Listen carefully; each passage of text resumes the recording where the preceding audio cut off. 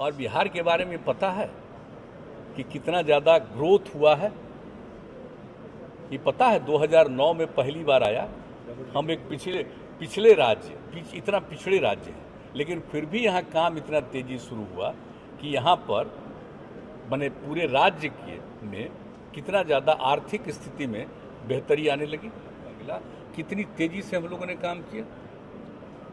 और आज जब आप समझ रहे हैं कि एक महीने में औसतन 39 लोगों का ट्रीटमेंट होता था एक जगह पर, जो प्रखंड स्तर पर है, अब आप सोच लीजिए कि उसके बाद जो हम लोगों ने काम करना शुरू किया और सबके दवा का प्रबंध किया। और अब तो अभी कोरोना वाला पीरियड चल रहा है, इसको छोड़ दीजिए, इसके पहले क्या गया था, 10,000 तक का ट्रीटमेंट एक महीने के अंदर वहाँ पर जाकर के होने लगा।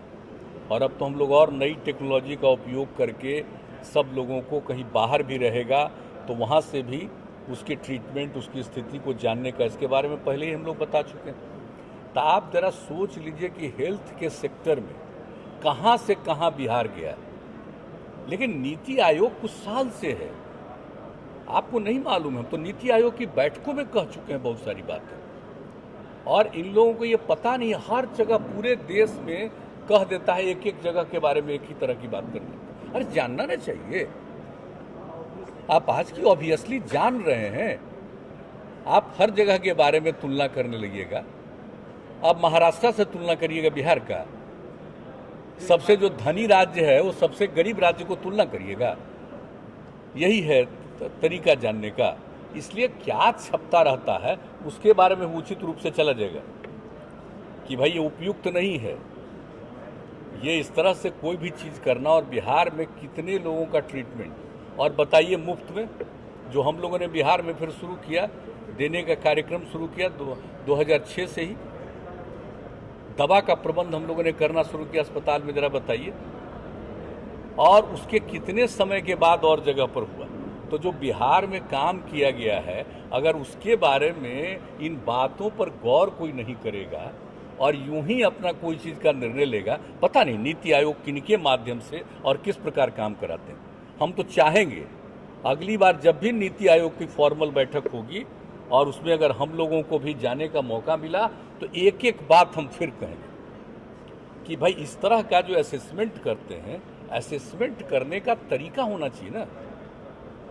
असेसमेंट करते हैं तो पहले बुनियादी चीज जानिएगा ना, सबको एक समान बताइएगा। अब बड़ी कृपा है भाई, आप हर राज्य को बराबर बना दे रहे हैं, तो बराबर हो गया ना राज्य। तो एम्स का क्या हाल था, नहीं ना था, अब एम्स फंक्शनल है ना, भारत सरकार का एम्स बना। और एम्स के लिए जो जमीन और जितना तेजी से हम लोग यहाँ सरकार में आए, जल्दी से ये काम पूरा हो जाए, वहाँ का फंक्शन शुरू हो गया। और हॉस्पिटल्स का जरा सा देखिए कितने सीट हम लोग बढ़ा रहे हैं। और आपको पता है, उनको मालूम है नीति आयोग को कि हम लोग पीएमसीएच पटना को कितना बड़ा हॉस्पिटल के रूप में कन्वर्ट करते हैं। इस देश में ऐसा कोई अस्पताल नहीं। 5,400 बेड का हम लोग कर काम शुरू कर दिया, और उसके लिए जितने डॉक्टर्स की और अन्य लोगों की आवश्यकता है उसके लिए भी सब व्यवस्था करने के लिए हम लोगों ने काम प्रारंभ कर दिया और तय कर दिया कि 4 साल के अंदर ये काम पूरा हो। हालांकि हमारी तो इच्छा है कि और ज़रा कम समय में पूरा हो, हम लोग लगे हुए। तो एक एक चीज़ देखिए कि स्वास्थ्य के क्षेत्र में कितना काम हो रहा है। अब बिहार में देखिए तो कभी कोई इग्नोर करता है एक एक चीज़ को। अब जरा अभी देख लीजिए स्वास्थ्य के क्षेत्र में कैसा काम कर रहा है।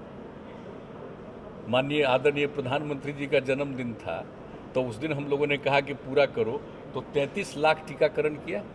और उसके बाद कल ये 2 तारीख को देखिए, बापू के जन्मदिन पर हम लोगों ने क्या कहा था कि हम लोग 35 लाख से ऊपर जाएंगे। लेकिन कितनी वर्षापात हुई उस दिन, इतना वर्षा होने के बाद भी 30 लाख से भी ज़्यादा हुआ। तो हमारे यहाँ हेल्थ के लोग कितना मेहनत और एक एक काम कर रहे हैं भाई। कभी जो यहाँ के लोग काम करते हैं उसके बारे में भी जानना चाहिए। लेकिन अब ऐसे ही कोई एक चीज़ ले लीजिएगा, कहीं से फिगर करिएगा, तो एक्चुअल अध्ययन नहीं। मैं तो कोई भी कोरोना के कारण किसी की मृत्यु हुई है, 4 लाख रुपया तो हम लोग शुरू से दे ही रहे हैं। अब तो केंद्र सरकार का फैसला हुआ है कि वो भी 50,000 देंगे। तो आप मान लीजिए कि 4 लाख रुपया तो हम लोग जो दे रहे हैं शुरू से तो हम लोग देते रहेंगे, और जब केंद्र का भी 50,000 रुपया और देने का आ गया वो अतिरिक्त में जाएगा। लेकिन कोई भी वंचित न रहे इसके लिए हम करेंगे, और हम आग्रह करेंगे सभी लोगों से, आप सब लोगों से, और जो भी लोग हैं पत्रकार मित्रों से आग्रह करेंगे, अगर कहीं के बारे में कोई जानकारी मिले तो इमीडिएटली हम अभी तत्काल हम हेल्थ डिपार्टमेंट को कहीं से भी आप लोगों को सूचना मिले, तत्काल उन लोगों को भी जानकारी मिलनी चाहिए, ताकि सब लोग इमीडिएटली देखेंगे कि कोई वंचित तो नहीं रह गया है। हम लोग इस पर बहुत रहते हैं कष्ट कि एक भी आदमी छूटना नहीं चाहिए, उन सबको, उनके परिवार को हम लोग को मदद करनी, तो हम देख लें। चलिए।